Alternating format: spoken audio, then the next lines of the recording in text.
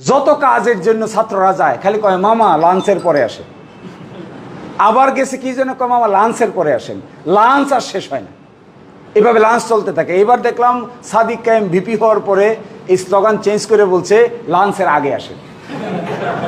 চলো আমরা ওয়ার্ক করি, আমাদের মাতৃভূমির জন্য ওয়ার্ক করি, করে আমরা সিস্টেম পরিবর্তন করার চেষ্টা করি।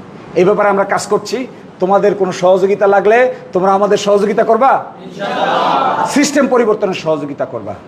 আর রাজনীতি যে যা করতে থাকি আমরা, কোনো অসুবিধা নাই, কিন্তু we need to change the system. System change ultimately country change. System দেখি হাতটা তো 5, 6, 7, 8, 9, 10, 11, 12, ও অনেকেই। সাল্লায় আছো কেউ? সাল্লায় 1, 2, মাত্র 2 জন 3 জন আছো ভাই?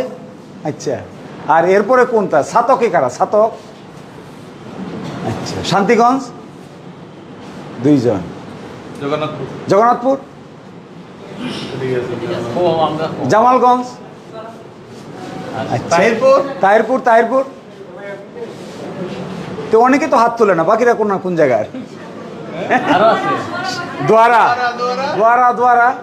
ও দোয়ারা আছেন আপনার, বিশম্বরপুর আছো, ধর্মপাশা, সুনামগঞ্জ সদর, ও সুনামগঞ্জ সদর, আচ্ছা আচ্ছা। তো থ্যাংক ইউ, অনেক ধন্যবাদ তোমাদেরকে। আমরা কষ্ট দিচ্ছি এই জন্য I am sorry that I am asking you to come here in this evening.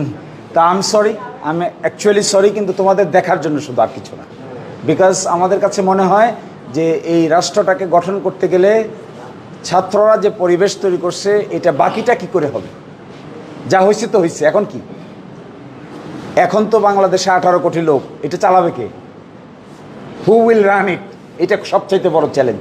তুমি একটা জিনিসকে খালি করলা, একটা জায়গা যদি খালি থাকে, তাহলে খালি জায়গা কি সারা জীবন খালি থাকবে? কেউ না কেউ তো এটা ভরবে। সায়েন্সে একটা থিওরি আছে না, ঘূর্ণিঝড় হয় কেন? ঘূর্ণিঝড় হয় যখন শূন্যতা তৈরি হয়। একটা জায়গায় এরকম শূন্যতা হয়েছে, এই শূন্যতাটা হওয়ার কারণে চতুর্দিক থেকে এখানে চাপ ক্রিয়েট হয়, তখন এখানে ঘূর্ণিঝড়ের জন্ম হয়।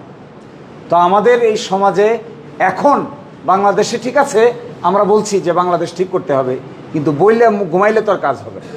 এই বাংলাদেশ ঠিক করা তো সহজ ব্যাপার না।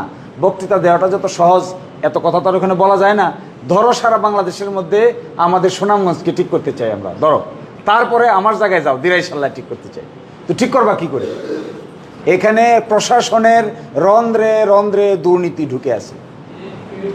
হাসপাতালগুলোতে গিয়ে দেখবা এমন এক অবস্থা, রুগী কই থাকবে, কি খাবে, কোথায় এক্সরে মেশিন, কি এক্সরে করবে, তার কোনো বালাই খুঁজে পাইবে না। প্রতিটা উপজেলায় তো একটা স্বাস্থ্য কমপ্লেক্স আছে, কিন্তু গিয়া দেখবা যন্ত্র নাই, ডাক্তার নাই, নার্স নাই, পাতি নাই। তোমার মা অসুস্থ হইলে, আমার বোন অসুস্থ হইলে কই যাবি? সিলেট আনতে আনতে অবস্থা বেগতি, কই জামালগঞ্জ আর কই সিলেট, কই সাল্লা আর কই সিলেট, কই দিরায়ের রফিনগর আর কই হলো সিলেট, আনতে আনতে জীবনের কাজ শেষ। তো এখন এই সমস্ত জিনিস যদি ঠিক করতে হয়, তো একা কোনো ব্যক্তি তো পারবে না, তো সকলের সম্মিলিত প্রচেষ্টা প্রয়োজন হবে।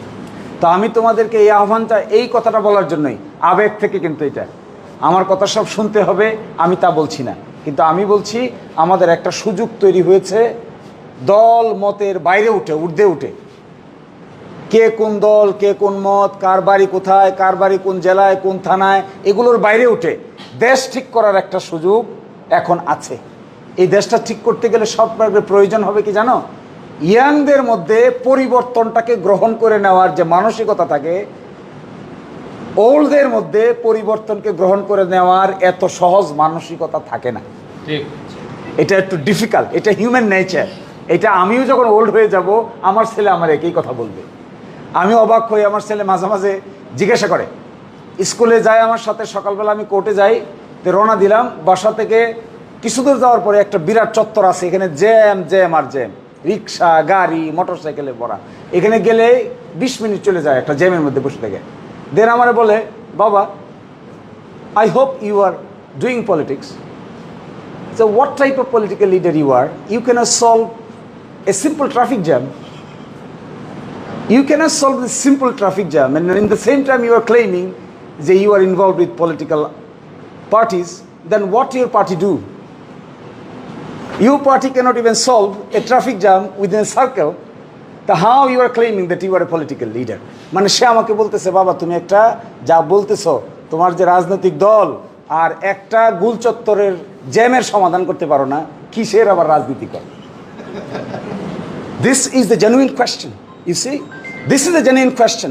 This is not the ridicule. We cannot ridicule it. This is the genuine question. তোমার আমার সন্তান তোমাকে আমাকে ধরে জিজ্ঞাসা করলে কি জবাব দিব? যদি বলে টিউন অফিসে গেছিলাম ঘুষ চাইছে, একটা ইংলিশ মিডিয়ামে পড়া একটা ছেলে সে যখন একটা অফিসে কাজ করতে যায় তার কাছে যখন টেবিলের নিচে টাকা চাওয়া হয় তার মাথার উপরে আসমান ভেঙে পড়ে। তার প্রশ্ন আমার কাছে টাকা চাইবে কেন? আমি তো গেছি সরকারি কাজে, অফিসার আমার কাজ করে দিবে। That's it. I am going to do my work. It is the duty of the public officer to serve me. He is not serving me, but ultimately he is claiming money from me as a bribe. So who will answer this? It K answer দিবে? আমাদের মাতৃভূমি তো এটা, আমাদের দেশ তো এটা, কিন্তু আমাদের দেশে কি চায়? ঘুষ চায়। বলে কিছু হইলো সরকারি ফি আর কিছু হইলো আমি যে কষ্ট করব আমার ফি। এখন বলো সরকারি ফি আর বাকিটা হলো বেসরকারি ফি। এইটা তো একটা সুস্থ মাথার লোক শুনে তার মাথা ঠিক থাকার কথা না। আমার তো মাথা ঠিকই থাকে না, এই কারণে আমি রাগ করে কোনো অফিসে গেলে আমার এত রাগ ওঠে, ডিমে তেতালা অবস্থায় জোরে জবরদস্তি করে নড়ে না নড়ে না নড়ে না। ঢাকা ইউনিভার্সিটিতে আমরা যখন পড়তাম তখন একটা স্লোগান ছিল, ও সরি আমি ছোটোবেলা পড়ছি তো সামারসরে, সাল্লায় আমার বাড়ি, তারপরে পড়ছি জুবিলি স্কুলে, সুনামগঞ্জ জুবিলি স্কুলে, তারপরে পড়ছি ঢাকা রেসিডেন্সিয়াল মডেল কলেজে, তারপরে পড়ছি ঢাকা বিশ্ববিদ্যালয়ে, তারপরে পড়ছি আমেরিকায়।